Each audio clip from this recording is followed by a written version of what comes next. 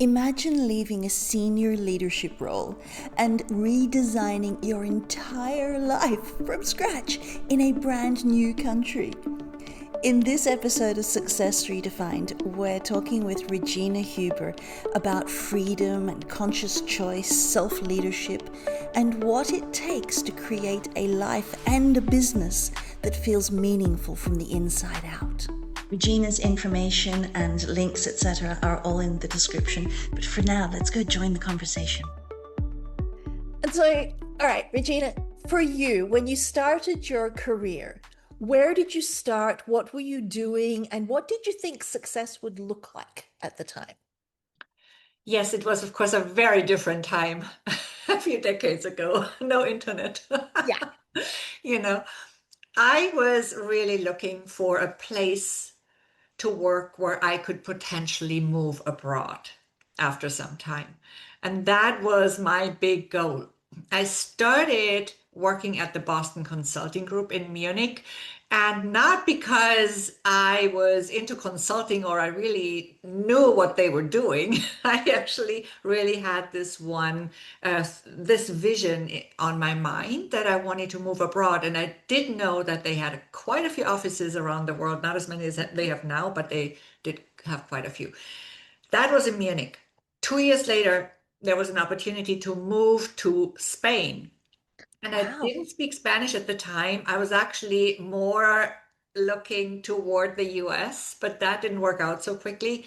So, yeah, a colleague brought that opportunity to me, and I said, Peter, I don't speak Spanish. How do you want me to do that? And of course, the mindset was different at the time too. I thought, Bella, that you had to learn a language at school or you would not learn Mm. it. Like Yeah. And you basically, didn't have right? Google Translate. No. No. So definitely no Google whatsoever. No Google Translate.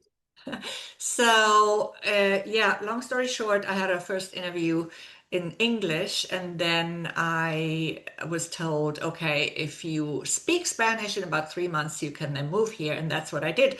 And that's how my moving abroad journey started, because actually, ever since then, I have never stopped moving from, one country to the other, one continent to Yeah. the other, and so on. And believe me, anybody who knows about my background knows, yeah, from here to where to what? Yeah, it's so similar on that. But I'm interested, first of all, so 3 months to learn Spanish. What were your tips and tricks?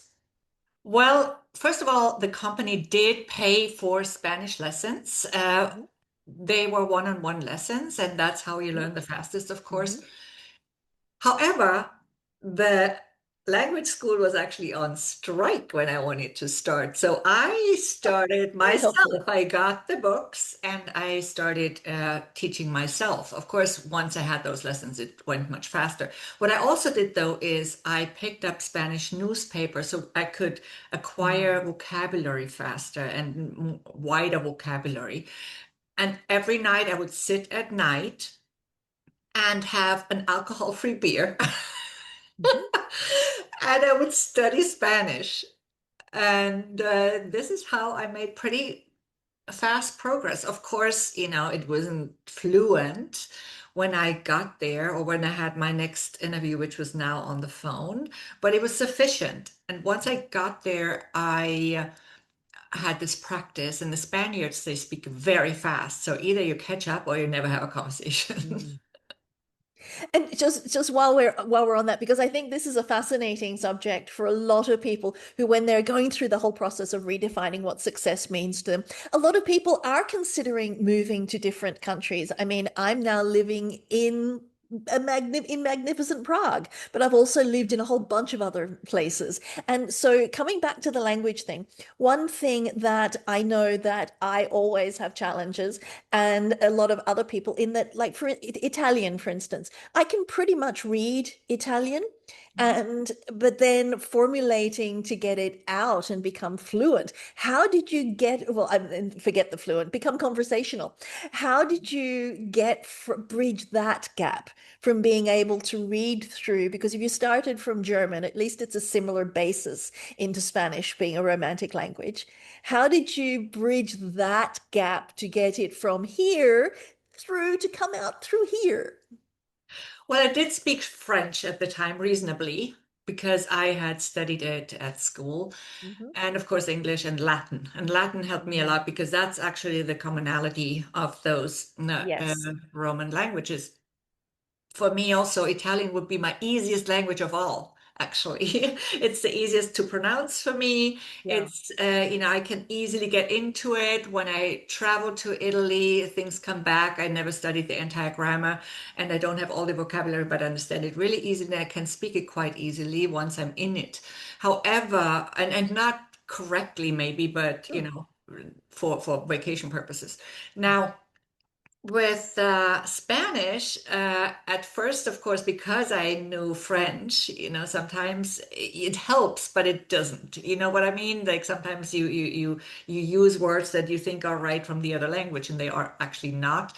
But to come back to your question, I of course got that practice because I had several different language teachers once those classes really started, and had different accents. There was only one person from Spain. I remember there was another person from Nicaragua and another lady from Mexico. So I already got used to the different accents, which was very handy because then in the Madrid Yeah. office we had those too. There were quite a Mm. lot of people coming over from Latin America because they were going to open an office in Mexico, Argentina, Brazil later on as well. Now, anyway, so then of course nowadays I would say, okay, watch films. That it's easy now. You can just go on YouTube. You don't have to even pay for it, and just pick a film or a documentary or whatever you like to watch and get that practice, that hearing practice. And then if you can find somebody to practice with so you can actually speak, then it's of Yeah. course even better.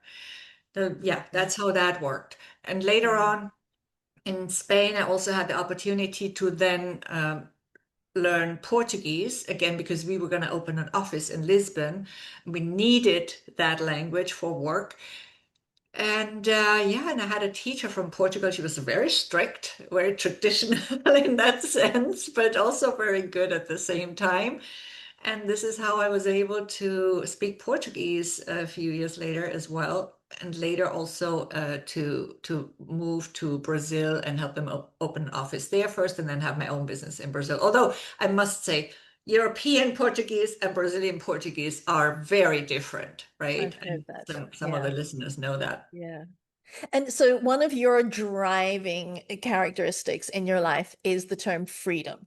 Mhm. And you and I also so resonate with regard to that. So let's bridge this with regard to knowing multiple languages, even if a little bit.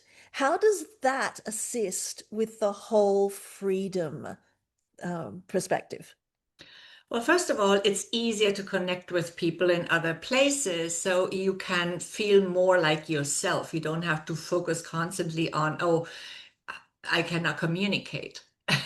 So that is because actually, we often relate freedom to being able to move around, to travel, to all this, and it's certainly a part of it, but it's also most of all a state of mind.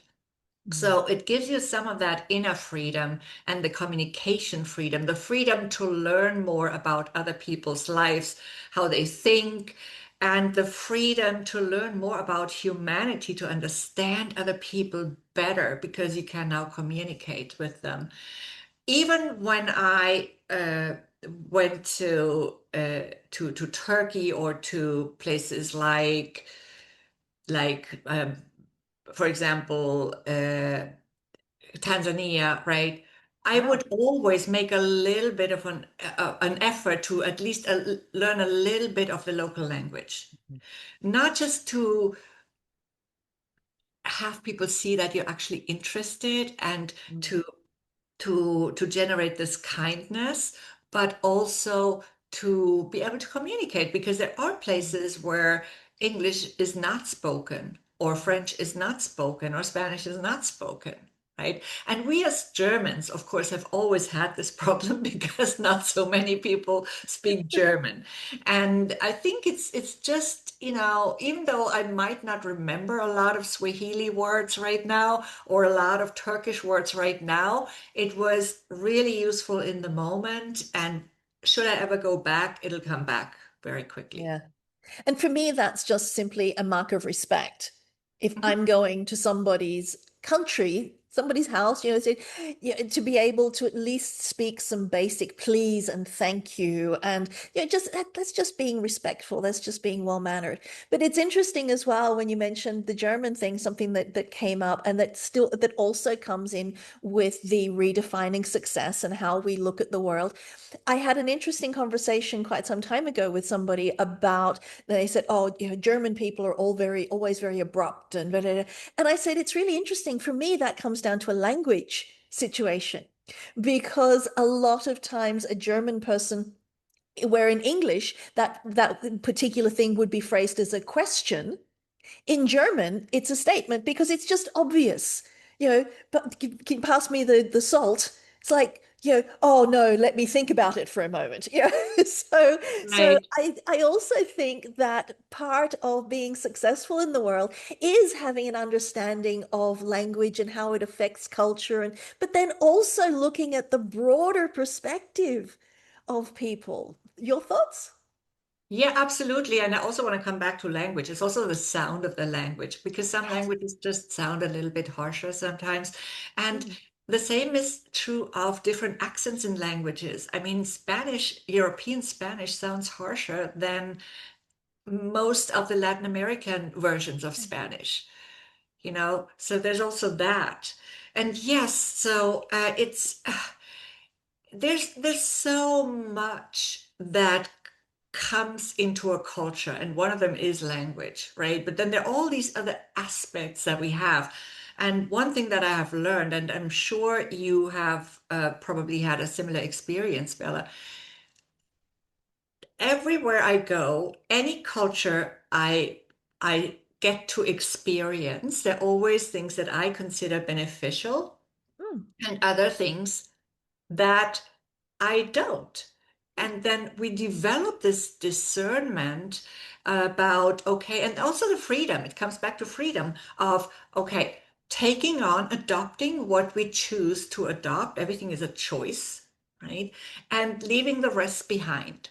And I think Yeah. that is something that's very important to remember too. Yes, respect that you mentioned before. So, yes, show that you are interested and really um, deeply interested. Yes, I don't go just. I'm not the traveler who goes to an all-inclusive place to just hang out at the swimming Yeah. No, pool. no. This is not me. I want to go somewhere because I want to learn, because I want to experience, because I want to connect. And I want to show that to people, but also at the same time, you have the right to say no to things. Mhm. So it's a mix between openness and adaptability and discernment and Mm. choice. Exactly. And it's interesting with the choice. My philosophy on that is every conscious action or inaction is a choice.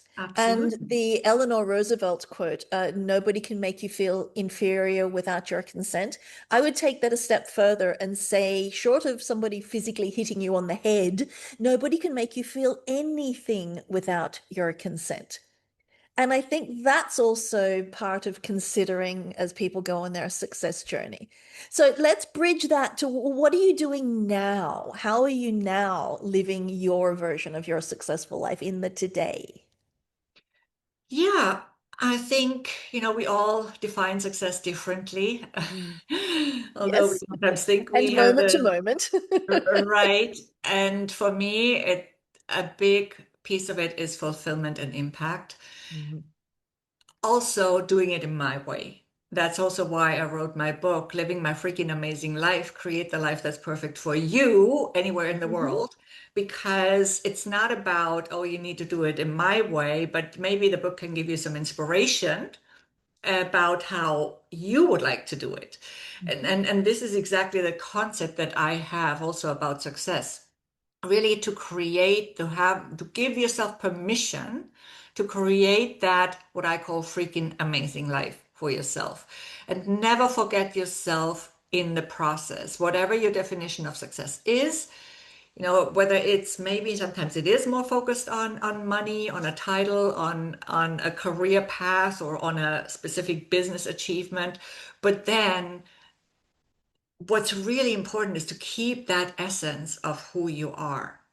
Because you mentioned consciousness before, like the conscious Mm. choice. And I want to come back to that because that's really, really important. That's the difference between choosing subconsciously and choosing consciously. Do you include yourself, or do you go on an autopilot path where all of a sudden you are caught up in that routine that is called success, but that doesn't really feel good anymore? So I think that's the main thing to me in all of this. Yeah, no, I love that. And so how did you bridge what was if you like the last incarnation you had before you're here? Because you've had some definite points in your life where you've gone, okay, I'm pivoting to something different. Yeah, Talk me quite a few through, too. yeah, talk me through that journey. Because I Yeah, think it's really relevant for a lot of people, especially and very much more so since the whole vid co thing we needed to have yeah, apparently, in that right. it changed people's perspective because they were forced into an unnatural situation. And a lot of people were going, okay, so what does success really look like for me? What is really important for me? I had one woman say to me, "Oh, I'm just a mother." And I said, did you not want to be a mother? Oh, it's what I always wanted to do and to be. It's like, well, don't say I'm just a mother. That you're living your version of success. So I think it's really important to have examples of people who have pivoted from what they were doing into something that is a lot more mindful and a lot more conscious and a lot more aligned to who they are and where they want to be and how they want to show up in the world. So talk us through that. Yeah, and just a quick comment about that, because what could be a bigger job than being a mother? I'm Yes. not one, but I respect it very much. Yeah. Yeah, so I was down in Brazil, Rio de Janeiro. This was my second time living in Brazil. And it was also the second time that I had built a brick and mortar business after Argentina, Buenos Aires. And this time it didn't work out so well. So I'm not calling it a failure because it gave me a lot of learning. And there's always a gift in everything and an opportunity. And it's only a failure if we choose to call it a failure. It comes down to choice again, right, Bella? So, but at the time it didn't feel so great. I have to also say this. I had built a brick and mortar business in which I had literally poured my entire income, my entire money into a lot of my energy, a lot of my time, and my entire soul. And when it was finally ready to be inaugurated and we were preparing for the housewarming party, that's when I found out that I had partnered up with a fraudulent business partner for part of the business. Oh, So no. was the main owner, okay, just to be clear, but there were certain agreements, and the business could only really truly flourish or even survive if we worked with his name. And of course, having found out that he had defrauded me, that pulled out the rug under me because there was no more foundation or basis even to work together. So I had to do the housewarming party with the dancing and everything. It was all already organized. Under these circumstances, it was not very nice. But I tried my best. I tried to keep the business open. I tried to have it all work. After a few months, I had to admit to myself that this was just not going anywhere and it was more expenses than income. So I had to make a very, very difficult decision to close this business down and to find something new. At first, I did not want to leave because I really loved Rio de Janeiro. as a place for me to live. I had thought I might spend the rest of my life there. Although I'd said that before in a few places, but but anyway, here I was. I had an investor's visa, which then I also eventually lost through this process. But I thought, okay, where could I start something new? And I thought, okay, maybe New York City. I still had my green card, so I went to New York City and I tried it out, so to speak. I was still going back and forth quite a bit. Split energy, not ideal for a new beginning, but I had to clean up the mess and it wasn't easy. At the same time, I was also thinking about, okay, how could I put all my very eclectic experience into something meaningful that could benefit other people while also giving me satisfaction and joy? And this is how my current business, Transform Your Performance, was born, not from one day to the next, but gradually. Cool. So today, what are you doing? Yes, Transform Your Performance is a coaching, speaking, and training business. I focus on freedom first, transformational coaching. That's what I like to call it because freedom is such a big word for me, a very, Yeah. very high value in my life. And it, of course, didn't start exactly that way, right, Bella? So it's been a development. I started working with performing artists, then more with entrepreneurial women, then more with employees, both women and men, by the way. And now I still work with employees, mostly leaders, but also business owners who want to gain that freedom back that they thought they would have when they started their business. Focus Always the on, way. right. Exactly. So we focus a lot on, yes, leadership, also team leadership, of course, but a lot also on self-leadership because that's really the foundation for any sustainably effective leadership.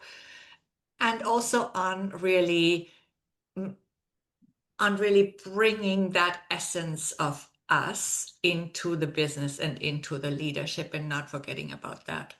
Yeah. And I think you touched on something really interesting there. So many of the clients when they're introduced to me, they've just gone through 14 iterations of something, making it perfect before they feel as though they can launch it. Whereas you've just said, no, I launched and then I slightly changed to this and then I slightly, until you get that data, you don't have any basis to make a change. So I think that's also something that a lot of people need to consider is yes, there's one thing about making sure there's no typos in what you're putting out, but put it out there and get some data, get some feedback, and then use that information to grow and to develop and to continue to progress.